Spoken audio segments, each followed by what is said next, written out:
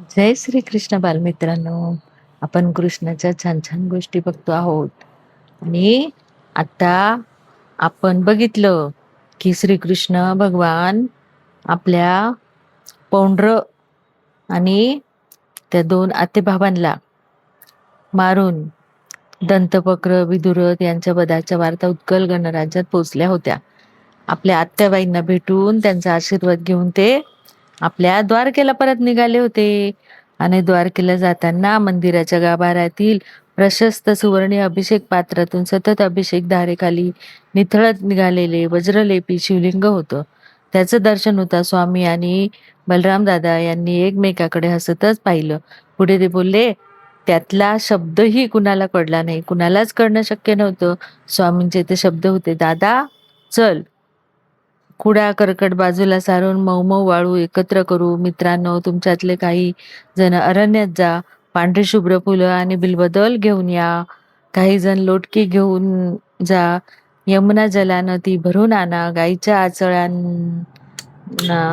ना जो जाऊन काही जण लोटक्यातून ताजं दूध घेऊन या. जा, पळा, कामाला लागा. लागले स्वामी उद्धव महाराजांना म्हणाले, प्रिय बंधू अधो, तू कितीही मनात आणलंस तरी इथे काशी राज्यात काहीच तुला ब्रह्मकमळ मिळणार नाही.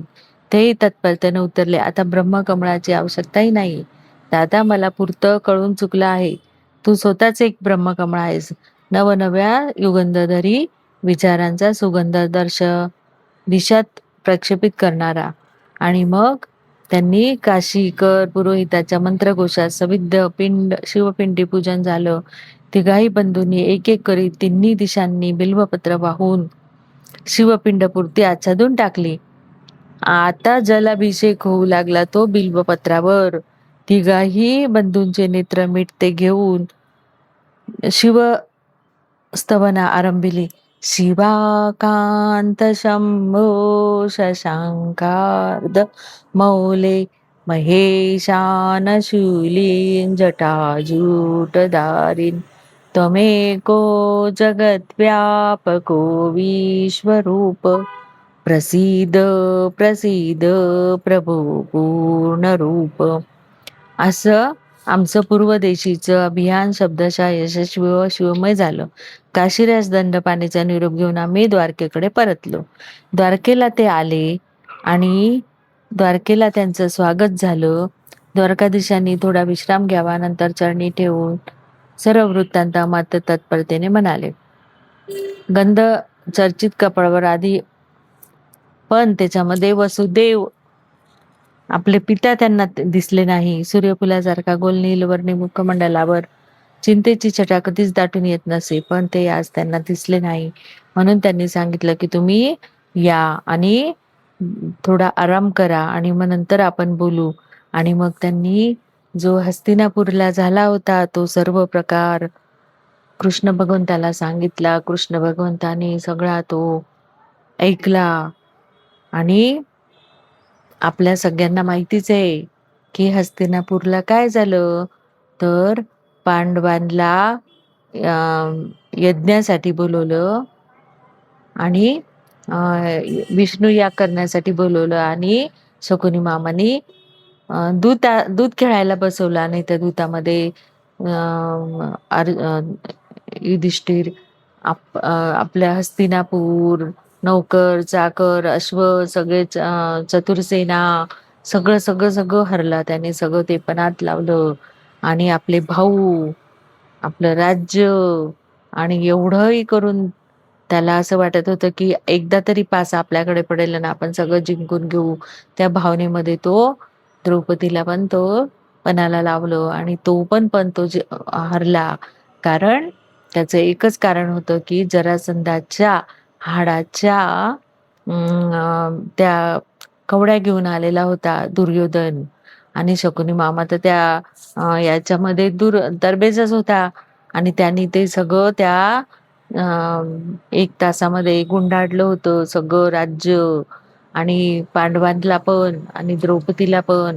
आणि द्रौपदीची अवहेलना केली. भर सभेत तिला आणण्यात आलं आणि तिने मग कृष्णाची आराधना केली आणि कृष्णाने तिला वस्त्र पुरवलं. हे आपण सगळं महाभारतामध्ये टीव्हीवर पाहिलेलंच आहे. आणि हे सगळी इत्थंभूत माहिती कृष्ण तिथे नव्हते, कारण ते इकडे युद्धाला अडकलेले होते. आणि मग त्यांना खूप वाईट वाटलं. आपली सखी द्रौपदीची एवढी विटंबना केली दुर्योधनाने आणि या शकुनीने, आणि त्यामुळे ते खूप त्यांनी स्वतःलाच अगदी म्हणजे अ, पांडवश्रेष्ठ युधिष्ठिर महाराजांनी दूत वेळात चक्क स्वतःला पणाला लावलं आणि दुर्दैव म्हणजे तो पणही ते हरले. म्हणजे सगळे पण तो हरला, दूतामध्ये तो सगळं हरला आणि त्याच्यानंतर द्रौपदीला घेऊन पांडव हे गेले. म्हणजे यांची संपूर्ण जे आतापर्यंत कमवलं होतं ते सगळं उद्ध्वस्त झालं, सगळं घर उद्ध्वस्त झालं. आणि त्याच्यामुळे सुभद्रा आली द्वारकेमध्ये आणि बाकीचे सगळे पत्न्या त्याच्या आपापल्या माहेरी निघून गेल्या आणि सर्व धृष्टद्युम्न आपल्या भाच्यांना घेऊन गेला. कुंती माता ही हस्तिनापुराला विदुराच्याच घरी राहिली. म्हणजे सगळी विस्कट विस्कट आसकट झाली यांच्या घराची.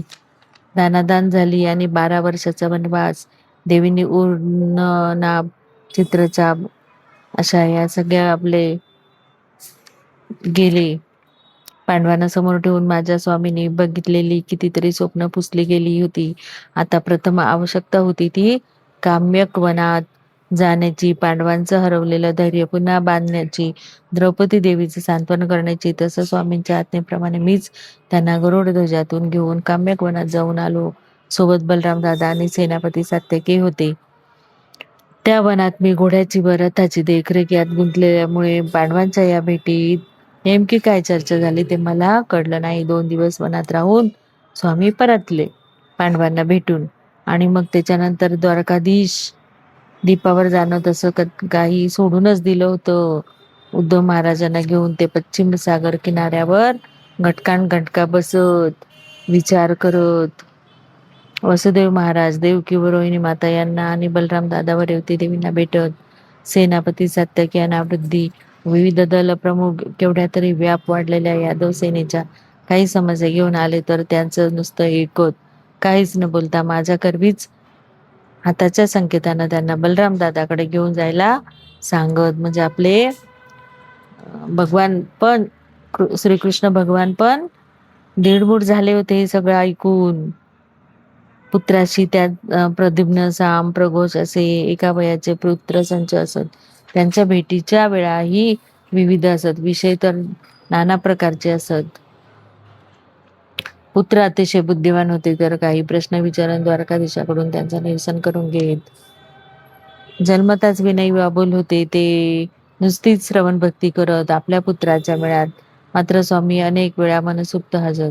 आपल्या अत्यंत प्रिय कन्या चारूला गरुड ध्वजात घेऊन उत्तरेच्या मल्हात महाद्वारेकडे जात. त्यावेळी मीही त्यांच्यासोबत असे. म्हणजे कृष्ण भगवंत पण एकदम दीडमूड होऊन गेले होते पांडवांचे पाहून, कारण पांडवांच्या सोबत त्यांना भरपूर त्यांची स्वप्न पूर्ण करायची होती. आणि आता पुन्हा त्यांना 12 वर्ष वाट बघावी लागणार होती, कारण हे 12 वर्ष वनवास आणि त्याच्यानंतर 2 वर्ष अज्ञातवास, म्हणजे 14 वर्ष स्वामींची स्वप्ने पुढे ढकलण्यात आली होती. आणि आम्ही दोघांचीही निर्णयात्मक निसंदिग्ध उत्तर त्यांना स्पष्ट मिळाली. तसं आम्हा दोघांच्याही डोळ्यात एकदा खोलवर बघून जवळ येत त्यांनी आपले आजानुभव आमच्या खांद्यावर ठेवले. ते हलकेच थोपटून हसले. ते म्हणाले, आपले ध्यानी ठेवा, आपण कुठे जाणार हे कुणालाही समजता कामा नये. उद्धवाचा प्रश्न नाही, तो अविवाहित आहे. पण दारुका, तुझ्या पत्नीलाही यातील शब्दही समजता कामा नये. तसं झालं तर मी तुम्हा दोघांना इथेच ठेवून एकटाच तिसरीकडे निघून जाईल. कदाचित उद्धवा, आपण दर्शन घेतलेल्या अमरनाथ सारख्या अनेक पावनस्थळांना अंगावर हसत पेलणाऱ्या हिमालयाकडे. उद्धव महाराजांचा विश्वास आपणच बोलून दाखविला. स्वामी, मी माझ्या पत्नीची आणि त्याहून अधिक आपली शपथ घेऊन सांगतो की तिला सुद्धा काही बोलणार नाही. आणि हे मग लागा तयारीला जा. स्वामींनी आम्हा दोघांनाही निरोप दिले आणि हे तिघच जण आपल्या तिघांचीही द्वारका सोडून जाण्याची सर्व तयारी झाली. आम्ही नित्याचा गरुडध्वज काय तो बरोबर घेणार होतो. त्याच्या घेरात प्रवासासाठी लागणारा सर्व शिदा, स्वयंपाकाची भांडी, काही वस्त्र, असं जुजबी साहित्य भरलं. शस्त्र असं कोणतंही सोबत घेऊ नये अशी स्वामींचीच कडक आज्ञा होती. आम्ही निघण्यापूर्वी सप्ताहभर आचार चांदीपणींना पुढे घालून सर्वांची मानसिकता तयारी करून घेतली की आपला प्रिय शिष्य द्वारकाधीश एका दुर्लभ विद्येच्या तयारी प्राप्तीसाठी माझ्या संकेतानुसार एकटाच दूर दक्षिण देशी जाणार आहे. वाटल्यास 1-2 यादव तो सांगती घेईल. अन्य कुणालाच सोबत आणू नये अशी त्याच्या होऊ घातलेल्या नव्या गुरुचीच आज्ञा आहे. आणि असं ते सांगण्यात आलं इकडे. आणि मग हे तिघच जण द्वारकाधीश आणि उद्धव आणि दारूद हा त्यांचा सारथी हे किनाऱ्यावर आले. तसं प्रथम अमात्यांना निरोप देताना स्वामी त्यांना एका बाजूला घेऊन म्हणाले, अमात्य, जिकडे मी चाललो आहे तिकडून परत येईनच असं नाही.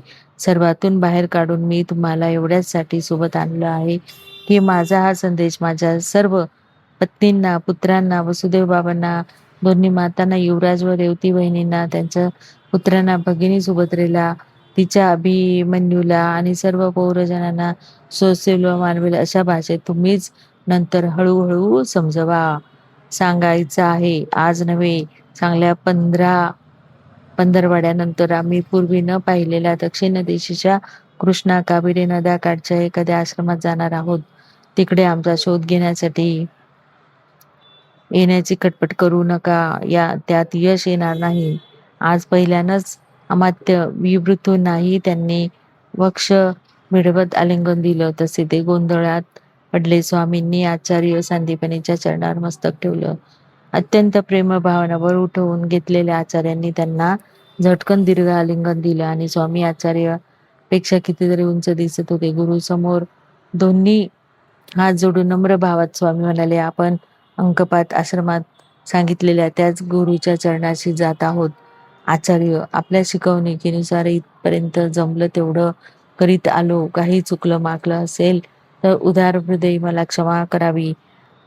त्यांनी आचार्यांनाही निरोप दिला आणि हे तिघच जण द्वारका सोडून परत गेले. जय